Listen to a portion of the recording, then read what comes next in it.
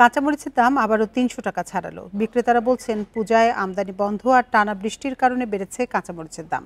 এছাড়া সবজির দামও চড়া, বেড়েছে পেঁয়াজ, মুরগির দামও। এদিকে দাম বাড়ায় অস্বস্তিতে ক্রেতারা। বাজার তদারকির অভাবকেই দায়ী করছেন বাজার সংশ্লিষ্টরা। বান্ডেল থাকলে প্রতি সেনমানিতে টাকা বাঁচবে। বিকাশ সেনমানি বান্ডেল কিনে জিতুন প্রতি লেনদেনে। এ নিয়ে আলোচনা করতে চট্টগ্রাম থেকে আছেন কনজিউমার্স অ্যাসোসিয়েশন অব বাংলাদেশ ক্যাবের ভাইস প্রেসিডেন্ট SM নাজির হোসেন। জনাব নাজির হোসেন, আপনাকে স্বাগত জানাচ্ছি আমাদের ইন্ডিপেন্ডেন্ট সংবাদে। আপনার কাছে শুরুতেই যেটি জানতে চাই যে আলু ছাড়া বাজারে প্রায় সব পণ্যের দাম মধ্য এবং নিম্নবিত্তের নাগালের বাইরে, কি বলবেন আপনি এ বিষয়ে? না, ধন্যবাদ। আসলে আপনাদের প্রতিবেদনও বিষয়টি দেখিয়েছেন, সেটা হচ্ছে দীর্ঘদিন ধরে আমাদের সবজির দাম বেশি এবং এর মধ্যে হঠাৎ করে এই পূজা উপলক্ষে ভারত থেকে মরিচ আমদানির কথা বলে মরিচ আমদানি বন্ধ, এটা অজুহাতে এটা দাম বাড়িয়েছেন। এবং তার আগে ধরেন আমাদের চালের দামও কিন্তু দীর্ঘদিন ধরে উঠতির দিকে। তো সাধারণ মানুষের আসলে খুব মানে নাবিশ্বাস অবস্থা। কারণ হচ্ছে আমাদের ধরেন সবজি আমাদের দেশে উৎপাদিত হয়, সবজির দাম দীর্ঘদিন ধরে কিন্তু 80 টাকা 100 টাকার নিচে পাওয়া যাচ্ছে না। এখন যে কাঁচামরিচের কথা বলা হচ্ছে, কাঁচামরিচ ধরেন মানে পূজা উপলক্ষে আমদানি বন্ধ, কিন্তু দেশীয় যে পেঁয়াজ, দেশীয় যে মরিচগুলি আছে সেগুলোর দাম বাড়িয়ে দিয়েছেন। এবং আমাদের বক্তব্য হলো এখানে তারা তো ব্যবসায়ীরা সবসময় একটা অজুহাত খুঁজে, এখানে অজুহাত পেল পূজার বন্ধ, পূজার ছুটি এবং একটুখানি বৃষ্টি, এইটাও মানে তারা কাজে লাগাচ্ছেন। তবে 2 দিন আগে বা 1 সপ্তাহ আগে যে মরিচগুলি এসছে সেগুলো তো আমরা ঢাকা শহরের সব জায়গাতে কিন্তু প্রচুর স্টক দেখছি। স্টক তো কম নাই।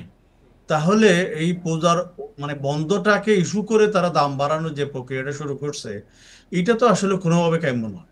এখানে হয়তো আপনাদের প্রতিবেদনও দেখিয়েছেন একটুখানি, যেটা আমরাও বলছি, সেটা হচ্ছে সরকারের যে ধরনের তদারকি দরকার, আমাদের সরকারি এজেন্সিগুলি যারা ভোক্তা সংরক্ষণ অধিদপ্তর, জেলা প্রশাসন, অন্যান্য যে সংস্থাগুলি আছে, তারা যেভাবে মাঠে থাকার কথা তৎপর, আমরা কিন্তু ইদানিং এই সময়টা তাদের তৎপরতা সেভাবে দেখছি না। যার কারণে ব্যবসায়ীরা যে কোনো একটা ঠুনকো অজুহাত ফেলে দাম বাড়িয়ে দিচ্ছেন।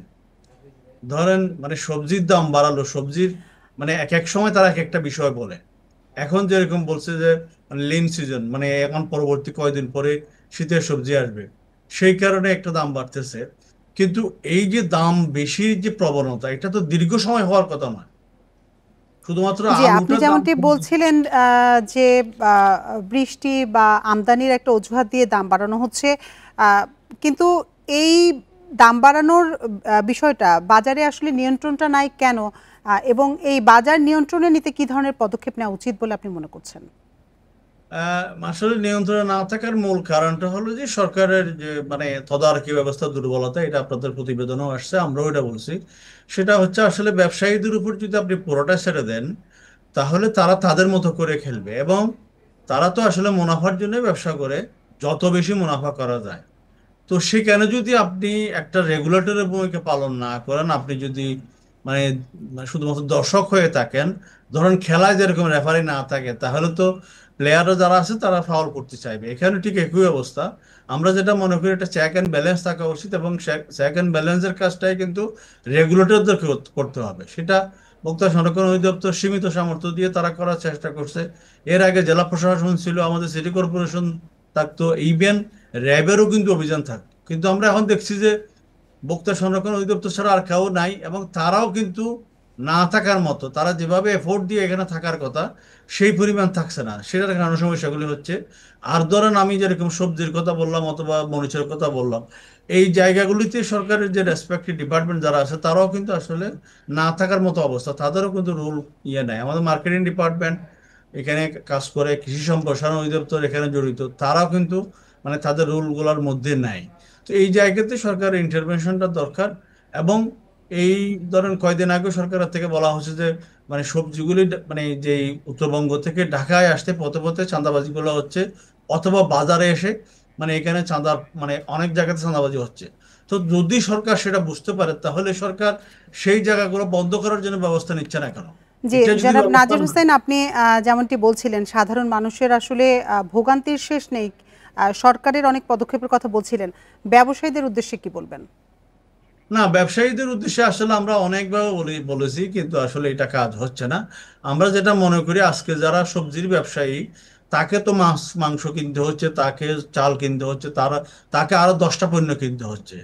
এখন যদি আপনি একটা জায়গায় এসে মানুষকে এরকম পকেট কাটেন অথবা ঠকান, মানুষকে জিম্মি করেন, আপনাকে তো অন্য জায়গায় ঠকতে হবে। তো সেই জন্য সমগ্র ব্যবসায়ীদের কাছে আমাদের আবেদন হলো যে আপনি একটা পণ্যের ব্যবসা করেন, আরো 50টা পণ্য আপনি নিয়ে থাকেন। তো সেক্ষেত্রে আপনি যেটা করতেছেন, সেখানে আপনি ন্যায্য ব্যবসাটা করেন।